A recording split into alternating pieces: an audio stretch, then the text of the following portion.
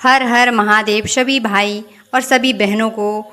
जैसे कि आप जानते हैं कि सावन शुरू होने वाला है और सावन का सोमवार जो होता है वह बहुत महत्वपूर्ण होता है हम शिव भक्तों के लिए, हम सनातनियों के लिए, हम सभी लोगों के लिए। शिव जी का जो सावन का सोमवार होता है वह बहुत महत्वपूर्ण है, क्योंकि सावन सिर्फ एक त्यौहार नहीं होता, वह हमारी आस्था होती है, हमारा विश्वास होता है और हमारा शिव जी के प्रति जो प्रेम है वह भावना होती है। तो मैं आप सभी को इस श्रावण सोमवार के व्रत की संपूर्ण पूजा विधि विधान एक एक करके बताऊंगी, जिसमें आप कैसे पूजा करें, शिव जी को कैसे जल चढ़ाया जाता है, कैसे उनका श्रृंगार करते हैं, कैसे भोग लगाते हैं, कैसे व्रत को तोड़ा जाता है, एक एक करके मैं आपको बताऊंगी, जिससे आप कोई भी ऐसी भूल ना करें जिससे शिव आप पे रुष्ट हो जाएं, माता रानी की आप पर कृपा ना हो पाए। तो आपको इस वीडियो को पूरी तरह से ध्यान से सुनना है, देखना है। अगर आप न्यू आए हैं तो चैनल को सब्सक्राइब कर लें और लाइक कर दें, कमेंट में लिखिए हर हर महादेव, और वीडियो को पूरी तरह से अच्छे से सुनना ज़रूरी है। नहीं तो आप अगर स्किप करके देखेंगे तो कुछ न कुछ आप ज़रूर भूल जाएंगे और गलती कर बैठेंगे। तो आइए शुरू करते हैं।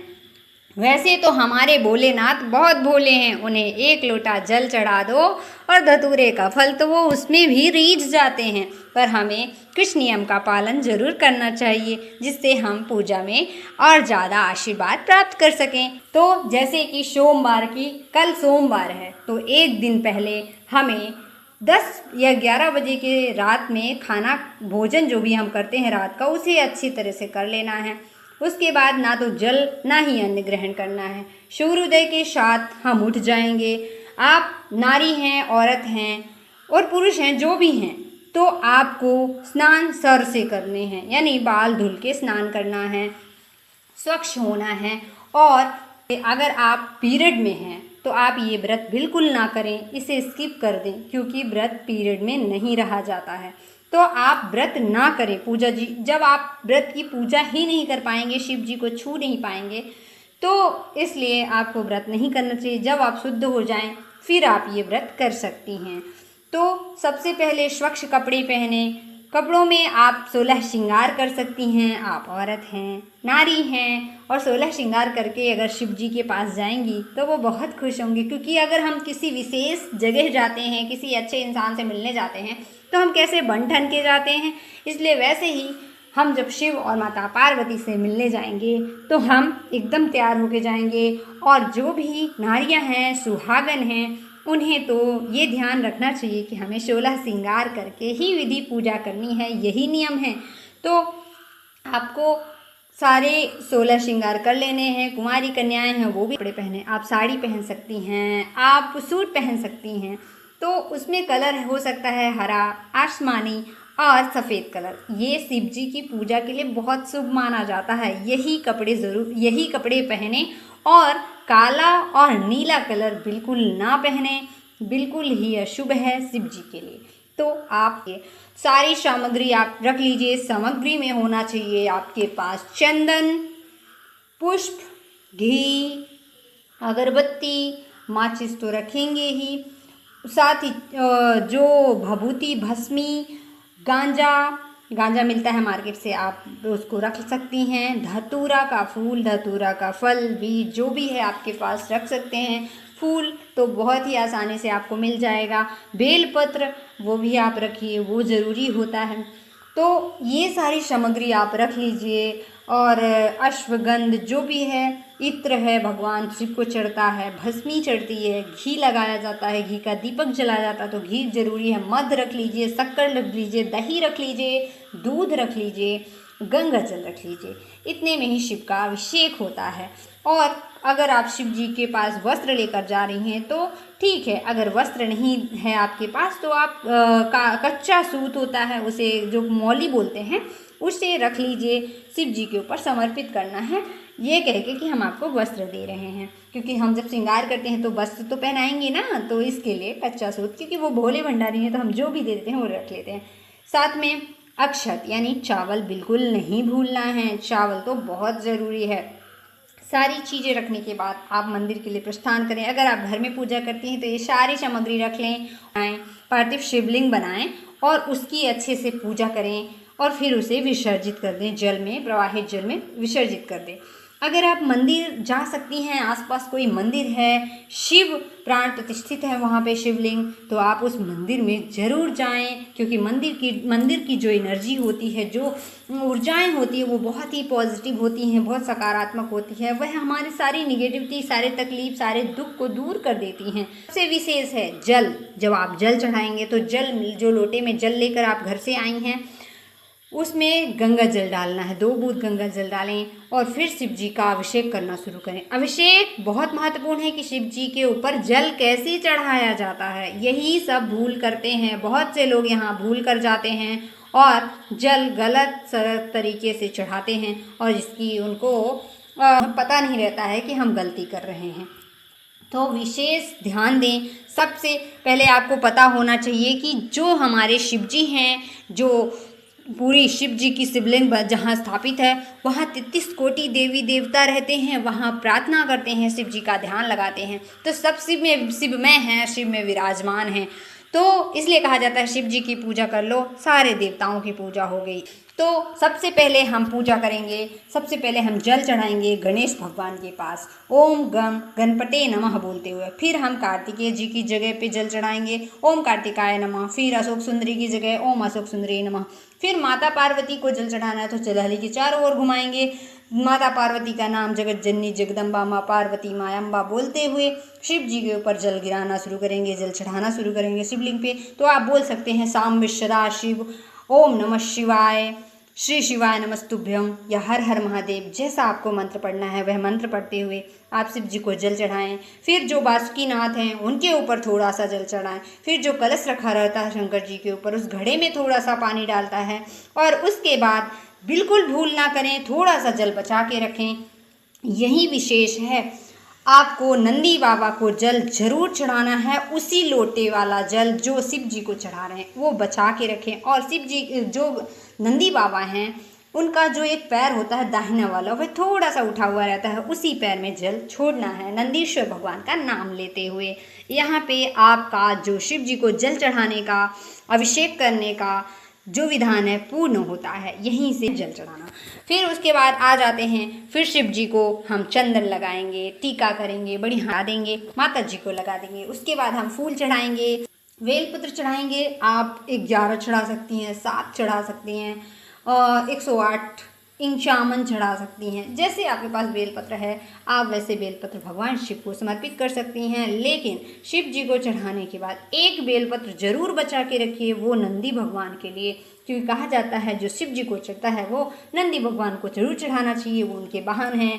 तो इसके लिए आप एक बेलपत्र जरूर रखें और नंदी भगवान को चढ़ाएँ। फिर उसके बाद आपके पास जो भी है, भस्मी है, जो सब कुछ रखे हैं आप, गांजा धतूरा भस्मी, वो सब शिव जी के ऊपर समर्पित करिए। चावल समर्पित करिए। अगर आपके पास कुछ नहीं है तो अक्षत ही समर्पयामी, क्योंकि अक्षत यानी सब कुछ चढ़ गया। जो भी आपके पास सामग्री नहीं है तो आप चावल चढ़ा के, और चावल टूटे हुए बिल्कुल नहीं होने चाहिए, सारे चावल सीधे होने चाहिए, एकदम सही होने चाहिए। साबुत चावल चढ़ाना चाहिए, टूटे खंडित नहीं चढ़ाने चाहिए। आप नारियल साथ में रख सकती हैं। तो शिव मंदिर में नारियल चढ़ाया जाता है शिवलिंग के ऊपर, ना कि वहाँ तोड़ा जाता है। तो शिव मंदिर में नारियल बिल्कुल ना तोड़ें, आप घर ला के उसे तोड़ें और वहाँ सीधा साबुत जो नारियल है उसे वहाँ पे समर्पित कर दें।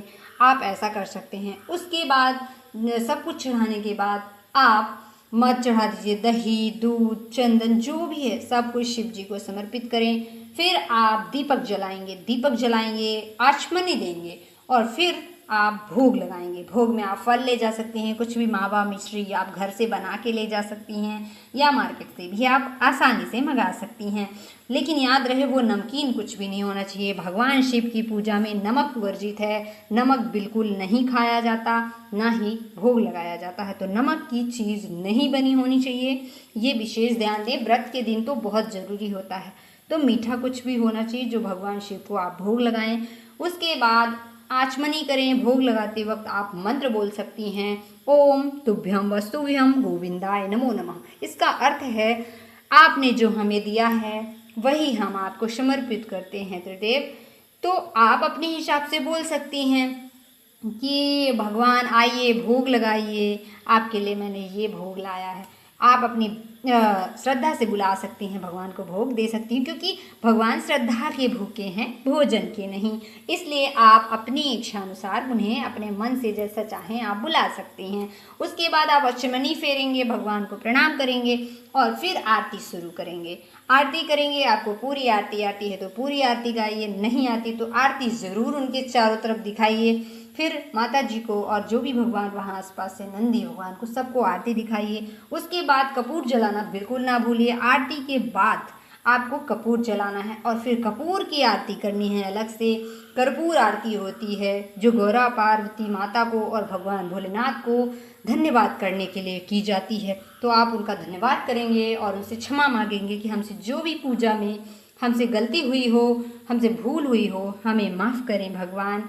और उसके बाद आप फिर आचमनी देंगे और भगवान के पास चरणों में लिपट जाएंगे, रोएंगे, उनसे प्रार्थना करेंगे, जो भी आपकी मनोकामना है उनके पास बोलेंगे, आपकी इच्छा पूर्ण करने के लिए बोलेंगे। फिर आप नंदी भगवान से इच्छा पूर्ण करने के लिए बोल सकते हैं, क्योंकि नंदी भगवान जल्दी सुनते हैं, अपूर्ण होती है। तो उनके कान में बोलने से पहले सबसे पहले ओम बोलेंगे, फिर अपनी मनोकामना बोलेंगे, फिर ओम बोलेंगे। इस तरह से आप उनके सामने आपकी मनोकामनाएँ बोल सकते हैं।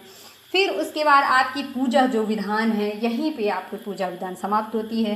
तो आप घर जा सकते हैं। जब घर जाएंगे तो जलहली से जो आपके पास लोटे में जल है उस जल को आप अपने घर ले जाएंगे। घर में थोड़ा सा उस जल का छिड़काव करेंगे, खुद भी उस जल को पिएंगे और घर में कोई सदस्य हैं तो उनको भी पिलाएंगे। उससे आपके अंदर शक्ति आएगी, ऊर्जा आएगी, नेगेटिविटी दूर होगी।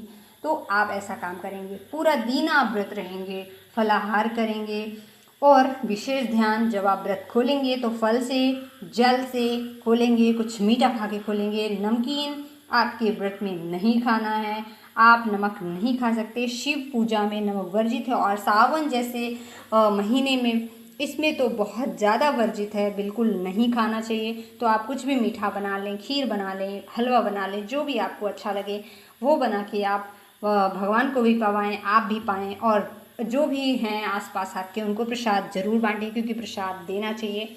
तो इस तरह इसमें एक चीज़ मैं भूल गई हूँ कि बहुत सारे लोग हल्दी लेकर जाते हैं भगवान शिव को चढ़ाने के लिए। तो भगवान शिव के शिवलिंग में हल्दी नहीं चढ़ाई जाती। कुछ लोग पीली सरसों लेकर जाते हैं तो वो शिवलिंग में नहीं चढ़ाया जाता। हल्दी और पीली सरसों जो है ये दोनों भगवान शिव के शिवलिंग में नहीं चढ़ाई जाती, ये माता पार्वती के जलहली में चढ़ाई जाती है। तो आप उसे जलहली में चढ़ाएं। तो ये मुझे पे नहीं चढ़ाया जाता, शिव जी रुष्ट होते हैं। तो आप जलहली में, यानी माता जी को हल्दी चढ़ाई जाती है तो जलहली में लगाएं। ओके। और जिस दिन आप व्रत रहें उस दिन किसी को भी भला बुरा ना कहें, किसी की चुगली ना करें, वरना आपकी श्री यानी लक्ष्मी जी रुष्ट होती हैं। तो अपनी वाणी से किसी को भी ऐसा ना बोलें कि उसका दिल दुखे, उसे बुरा लगे, ऐसा काम आप ना करें। भगवान का पूरा दिन नाम लें, जितना हो सके उनका नाम जप करें। जो भी नाम आपको प्रिय हो वह नाम आप पुकारते रहें। और इसी के साथ यह व्रत पूर्ण होता है। आप हमें विदाई दें। हर हर महादेव, राधे राधे, जय श्री राम। अभी तक यूट्यूब चैनल में, अभी तक वीडियो में जुड़े रहने के लिए आपका बहुत बहुत धन्यवाद।